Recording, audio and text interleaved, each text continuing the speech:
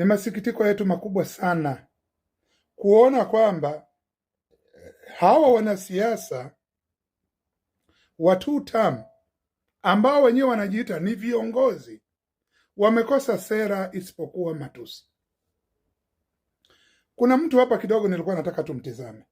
Hebu msikilizeni huyu mtu, maongezi anayoongea. It's a shame to the Kenyan politicians. William Samoei Ruto, hebu sema nao watu wako wapunguze. Kenya hatutaki matusi, tunataka sera zenye kusaidia wananchi. Hebu msikilizeni huyu mjinga mwingine akili yake. Unafanyanga usiku usema ati William atakuwa one term. Wewe utajua siku hiyo William haizi kwa one term, blood fucking. Blood fucking. Kama baba yako alikuwa two term. Wewe ulikuwa two term. Nani alikuwa two term? Kwani William alikula nini ya nani? Hiyo kura tutajaza. Jazeni. Wananchi mtajaza kura. Ndio, jazeni. Kwani yeye sio mtoto wa mtu? Ndio. Kwani nyinyi ni special? Wakikuyu sio special. Tutajaza. Ndio. Ndio.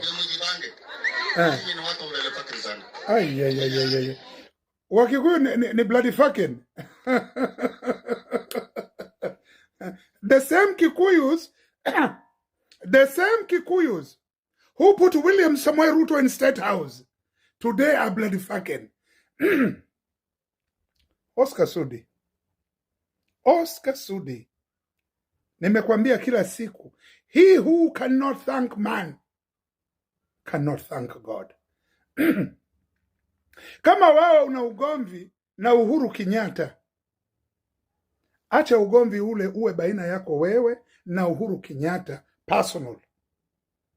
Lakini usitukane wa Kikuyu ukawaita bloody fucking.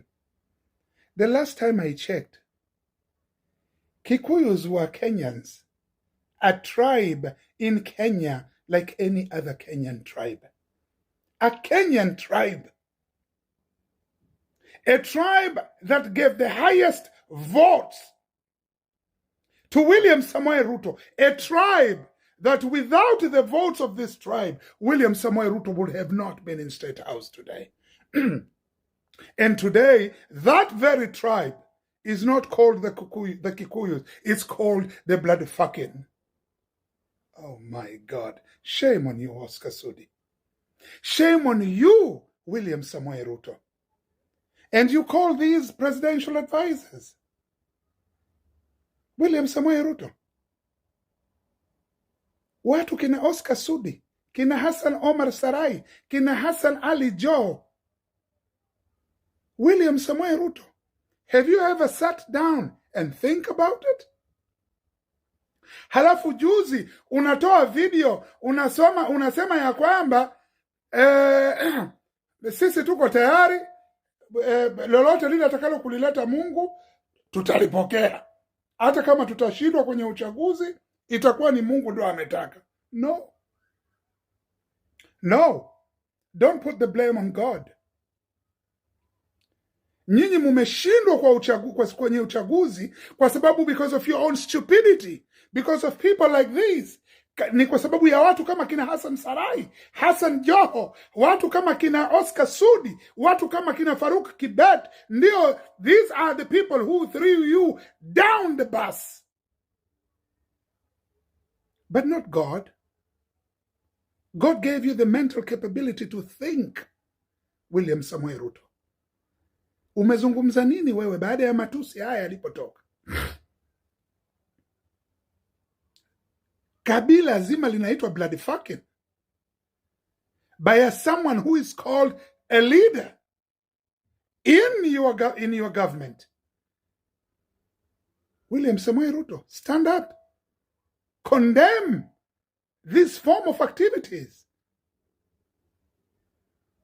But bloody fucking.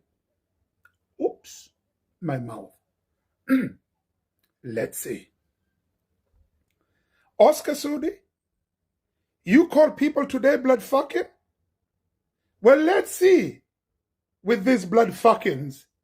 Will it be them blood fuckings or will it be you? Lakini nimekwambia Oscar Sudi, Now I'm giving you an example. Madaraka ya kwenye siasa si kitu cha kuaminika. You remember what happened to Miguna Miguna? Miguna Miguna stood firm with Raila Amolo Odinga. What happened to Miguna Miguna? When Raila Amolo Odinga joined with Uhuru Muigai Kenyatta, when he was in Uhuru's government, what happened to Miguna Miguna? And believe me or not, you go around, unatukana watu, unaita watu bloody fucking, ukitegemea ya kwamba umeegemea nguzo ya William Samoei Ruto. My friend, this message is for you. Oscar Sudi, Hassan Omar Sarai, Hassan Ali Joho, na matusi yenu munaozunguka na intimidation zenu za kutukana makabila mengine, it will not lead you anywhere. Bloody fucking oops. My tongue. Well, my dear fellow Kenyans, back to the USA. President Donald J. Trump, we come to you as Kenyans. We are not going to talk much. But as I've said earlier before, America is being regarded as one of the highest democratic nations on the planet. I'm just going to put this matter to you, Mr. Donald Trump, in a very, very simple statistical form of understanding. You want to establish a Ebola quarantine center in Kenya. Matter of this high level of sensitivity requires public participation. People's lives here are at risk. Kenyans' lives are at risk. Kenyans are not only prepared, Kenyans are not only more than ready to help the Americans, because the Americans have been helping us. But Mr. Donald Trump, we cannot bear the consequences of accepting Ebola patients in our nation.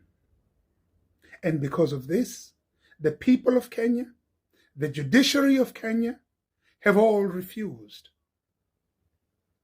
The Kenyan High Court have issued a statement blocking the Ebola quarantine center not to be built in Kenya. It has refused. Donald J. Trump, please try to understand the people of Kenya. The people of Kenya have refused. We do not want Ebola quarantine centers to be established in Kenya. We have nothing against the American people. We are with the American people. They're our brothers. They're our sisters. They're our mothers. We help one another. But in this form of manner, we cannot. We don't have the financial capability to fight with Ebola in case a breakdown happens to blow up into the nation. We do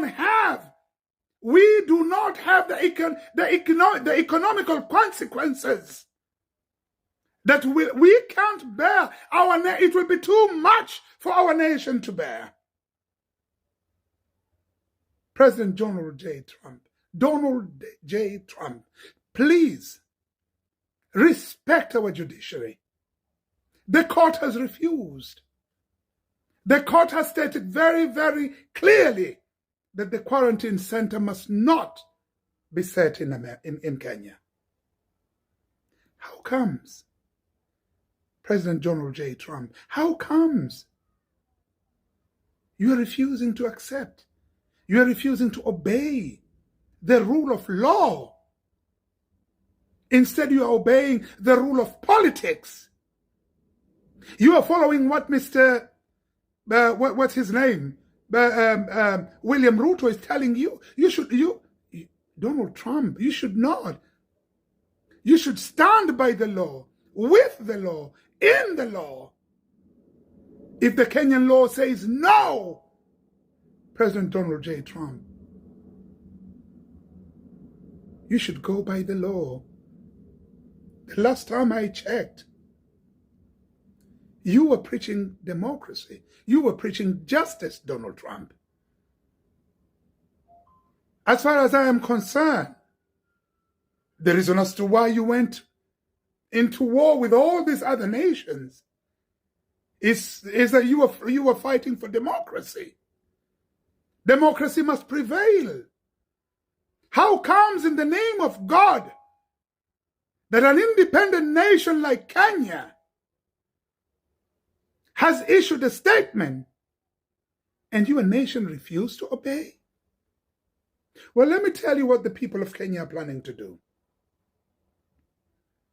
If the people of Kenya have refused for the quarantine not to be set in Kenya, and you go ahead using force simply because you think William Samoei Ruto can do it for you, President Donald J. Trump, you are putting your own citizen at a higher risk, because the people of Kenya will burn down that quarantine center. And whoever is in there will face the consequences. The people of the United States, we beg you, we kindly request you, we would like to put this matter to you in a logical, academical manner, in such a manner that it's in a form of a judiciary manner. The government of Kenya is not the last say. It's the people of Kenya that are the last say. And the people of Kenya cannot accept Ebola patient in their nation. We can't bear it. Please, Donald J. Trump, people of Kenya will burn down that quarantine center, and whoever is inside it will go by the wind. My dear fellow Kenyans, I understand that we are on a demonstration. Yes, we are. And we cannot accept Ebola in our country. Kenya is a peaceful country. The people of Kenya are peaceful. Our constitution is peaceful. Our judiciary is peaceful. We love our military in Kenya. The Ebola center is going to be set nearby a military center. We have our military families who live nearby. We have our children who live nearby. We have our mothers. We have our sisters in Laikipia, in Nanyuki, wherever place you're going to set up this Ebola quarantine center. Mr. William Samoei Ruto, if you have no mercy for the people of Kenya, if you think you don't give a damn shit about Ebola, then why don't you and Mr. Aden Duale set this quarantine center inside the State House?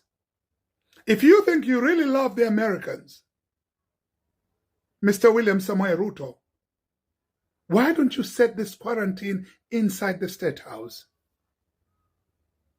Then we will know that you're really trying to do something. You set this quarantine center inside the State House while you live there yourself. God damn it.